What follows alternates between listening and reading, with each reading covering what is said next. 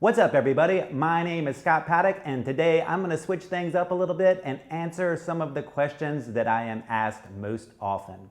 So let's jump right in with the first question I'm asked all of the time. Who is my favorite saxophone player?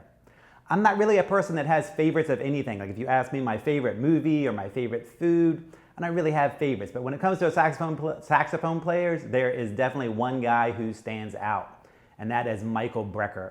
I heard Michael Brecker for the first time when I was in 8th grade, and at that age, I had no idea what I was listening to, but it absolutely blew my mind, and I've been obsessed with him for years ever since. So Michael Brecker is definitely my all-time favorite saxophone player, and if you're talking about saxophone players who are still alive, I would probably say Kenny Garrett and Maceo Parker. Another question I'm asked all the time is what settings or effects do I use when I record myself for videos? And actually, I'm pretty much a minimalist. I really like my sound, so I don't try to change it up that much. And my recording settings are actually all flat. I don't put any highs or lows or mids or anything like that into my sound. It's all flat. Of course, I adjust the volume. And the only thing that I do add is reverb. Now, for my YouTube videos and my Sax School videos, that's set at 18% in a small room. So when you do reverb, they have small room, medium room, large room, arena, all these different kinds of things. Mine is set at small room at 18% for my tutorial videos. When I'm playing along with the track, sometimes that'll go up or down a little bit, and I might switch it to a larger room. And if it's a really gritty kind of track that I'm playing with, I might add a little bit of distortion or something to it. But for the videos that you hear on YouTube, everything's flat, I adjust the volume correctly, and I add 18% of a small room reverb. Another question I'm asked all the time is about my neck strap, and that's because no one's ever seen another neck strap like this before, because I built it myself. So my neck strap, let me grab it real quick, is made up of two different types of neck straps. So the first is a harness. So it goes around my chest and it clicks here around my chest. And if you look, you can see that I've cut off all the rest of the harness parts. So all of the weight goes around my chest and not on my neck at all. So about 10 years ago, I was in a pretty bad car wreck and I got whiplash and I just couldn't use a neck strap after that. I already had some neck problems before that, and then the car wreck just made everything way worse. So I came up with this contraption, and I wanted to be able to move it, and with a normal harness, you can't move it. You're kind of stuck here where the clasp would normally be, where the hook would normally be. So I cut all that out. I have the weight all around my chest, and then I sewed in a regular neck strap to the top so that I would have motion and movement. So this goes over my shoulders, and then I can move the saxophone around, and this part is clasped around my chest, and that is where all the weight is. It's a fantastic harness, especially if you want some movement when you're playing. I can't stand sitting there still like a statue when I play, so I needed something that I could move around while still not having the weight in my neck. I'm going to be doing more question and answer videos in the future. I'm going to make that a regular part of my channel. So if you have some questions for me, leave me a comment below. How did I end up on the world tour with Eros? I get asked that question all the time. As a musician, you're constantly trying to find a big gig like that. Like that's the goal, is like to play in arenas for thousands and thousands of people. But there's really no way to just get that gig. Every now and then there'll be like a big tour that has auditions, but that's not the norm. Normally, you're either recommended from someone who's already on that gig, or someone who they want to be on that gig who's already booked, or someone hears you play somewhere, sometimes randomly, and then you end up with the gig. For me, someone heard me play randomly. Eros heard videos of me playing the saxophone. He wanted me to go on tour with them, and he had his team contact me, and they actually just sent me an email, kind of out of the blue. I get an email saying, do you want to go on a world tour with Eros Ramazzotti? I had never heard of him. He's not big in the United States because he doesn't sing in English. So I Googled him, and the first video came up. It had 300 million views. So I was like, this seems like something I'd want to do. The next video, it was a stadium full of people singing his song word for word. So I got back in touch with him. We worked everything out, and then a couple months later, I was in Italy for rehearsals for the Vita Cene World Tour. What's the difference between my Sax School, the Scott Paddock Sax School, and my YouTube channel? They're similar in the way that I break down the information, but in YouTube, I'm usually doing 10 minutes, maybe 15 minutes on a broad topic and giving you a whole bunch of information on that one topic.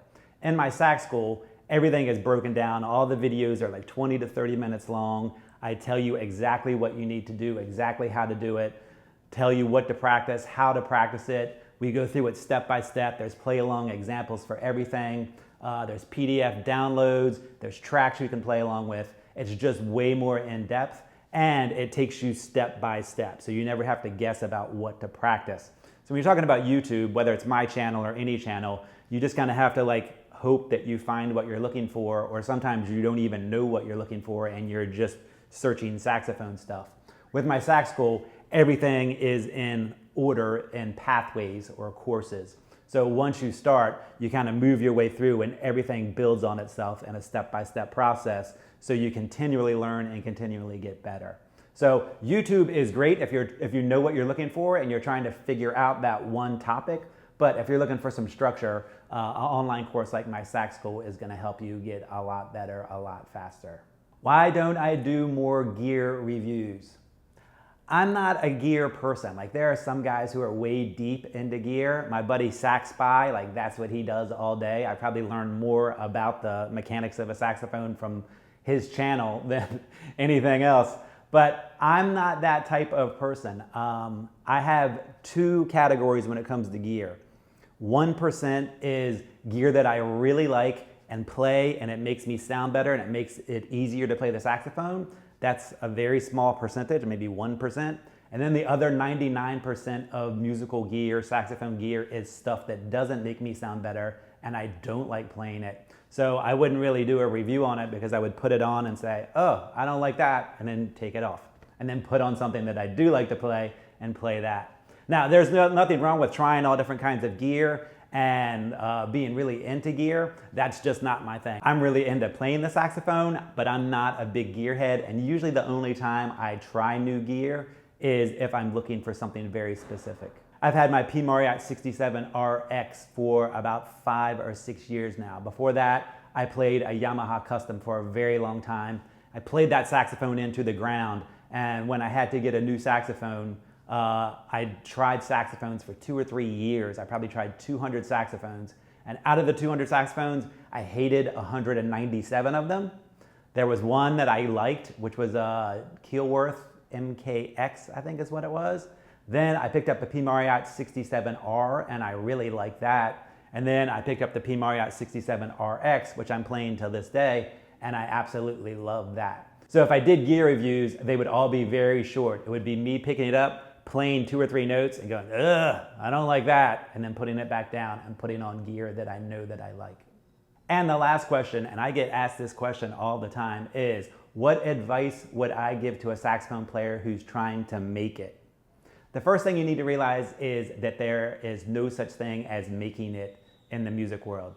Everyone who thought they made it before the pandemic is now sitting home. So even when you're on a really big concert tour, when that tour is over, that gig is over. So while making it can be playing on a big tour or putting out your own album or having success on the radio, in the music world, there's really no such thing as making it. It's just a constant grind, and that you hope you keep doing this instead of going flat or going lower. So one thing you need to know about the music business is every part of it is hard.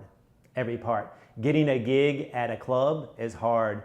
Busking on the side of the street and getting people to give you money when they're walking down the street is hard. Getting a gig in a wedding band is hard. Getting a gig on a tour is definitely hard.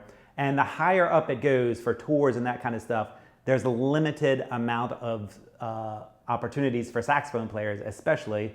So the higher up it goes, the fewer number of musicians there are that are required for that job. So if you're talking about like touring in arenas, there's not a ton of jobs for saxophone players who tour in arenas. So my best advice is have fun with what you're doing, set realistic goals, and try and keep moving forward.